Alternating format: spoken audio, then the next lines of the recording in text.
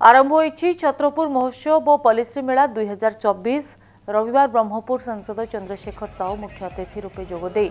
छत्रपुर महोत्सव उद्घाटन करछन्ते। 3 दिन धरी चलिबाकुथिबा महोत्सव प्रथम संध्यारे सांस्कृतिक कार्यक्रम अनुष्ठित होइतिबा देखिबाकु मिलिछि। सितुआ संध्यारे मेला बुलिबा सह मजा उठाइछन्ते स्थानीय अंचलवासी।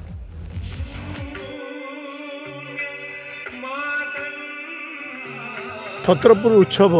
निश्चित भाव में कारण आम डिस्ट्रिक्ट हेडक्वार्टर हूँ छत्रपुर से बड़ धरण उत्सव बा निहाती दरकार कारण इड्र उत्सव ही आमर सारा जिलार परिचय दब समस्त परिचय दब तेणु मु जिला एडमिनिस्ट्रेशन को एवं तांकर समस्त सहयोग को एवं आमर छत्रपुर विधायक को एवं गंजाम जिलार समस्त विधायक एवं सांसद जो मान अच्छा समस्त को आंतरिक कृतज्ञता जनाऊँगी यही कार्यक्रम जोग देते ये माने जो आयोजन कर